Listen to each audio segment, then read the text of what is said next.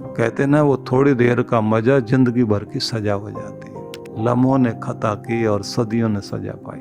सलाहकार चुनना समझदारी से होता है। अर्जुन की यही तो समझदारी थी कि उसने सलाहकार अच्छा चुन लिया।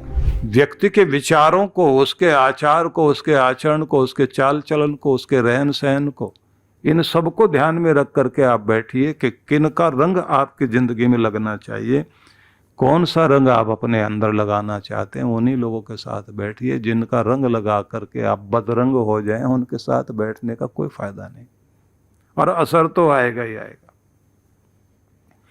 बिल्कुल असर आएगा। एक बार कोई शकुनी जैसा आदमी मिल जाए आपको, आपका सारा का सारा काम खराब करेगा।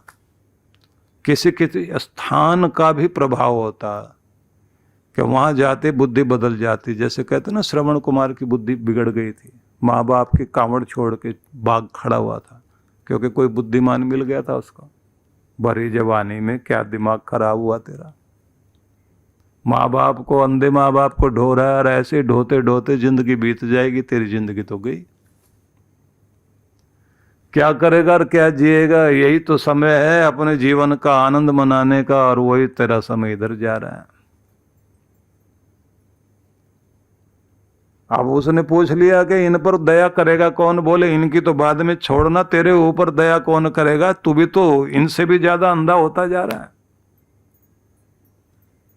तुम्हारी आंख खोल रहा हूं, तुम्हारे भले की बात कह रहा हूं, क्योंकि बुरे लोग हमेशा बात ऐसी करते हैं जैसे वो भलाई की बात कर रहे हैं।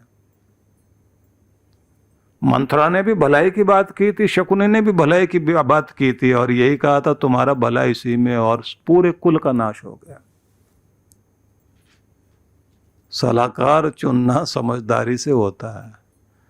अर्जुन की यही तो समझदारी थी कि उसने सलाहकार अच्छा चुन लिया। अच्छा सलाहकार चुन लिया तो उसी का परिणाम है कि जीता भी, जीवित भी रहा, और धर्म की स्थापना हुई। गलत व्यक्ति का सलाह लेना और उसका साथ लेना कहाँ पहुंचा देता है। पूरा महाभारत आप देखिए, यही तो कहानी है।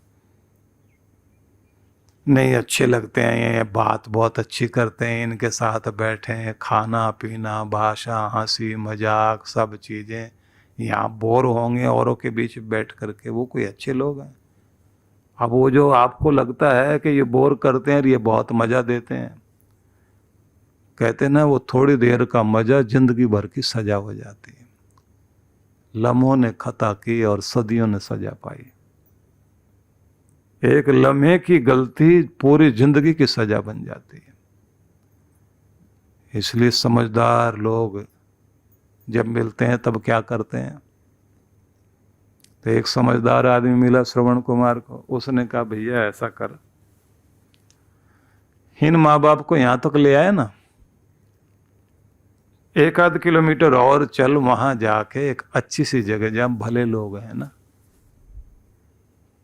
उनके बीच में छोड़ देना इनको,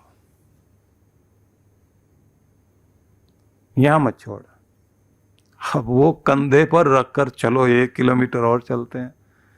तो दूसरी जगह गए तो वहां जाते वातावरण बदला, वहां का पानी वानी पिया, वहां जाके बैठे, और उसके बाद माँ बाप ने जैसे आशीर्वाद देना शुरू किया, बेटा तो ठीक है ना, हम लोगों को छोड़, हमारे बारे में चिंता क्यों करता है, तू अपना भला सोच। मुंह धोया इसने, पानी वानी पिया तो बुद्धि बदली, मुझे क्या हो गया। जवानी किसी अच्छे काम में बीते, वो ही जवानी जवानी है। वो जवानी जवानी नहीं है अपना भला सोचते सोचते अपना भी बुरा कर ले आदमी, और उद्देश्यपूर्ण जीवन ना हो। अंधे थे तो भी इन्होंने मुझे पाल पोस कर बड़ा कर दिया, इस लायक बना दिया, और मैं तो आंखों वाला होकर भी इनका ध्यान नहीं रख पा रहा। और आप सोचिए कि बुद्धि बदली और कंधे पर रखकर माँ बाप की कांवड़ लेकर के कैसे वो व्यक्ति चारों धाम की यात्रा कराकर वापस लौटा, और जीवन में सब कुछ पाया उसने, सब कुछ था उसके पास, सब कुछ मिला। जो इतनी हिम्मत कर सकता था तो कमाने में भी क्या कमी रही उसके।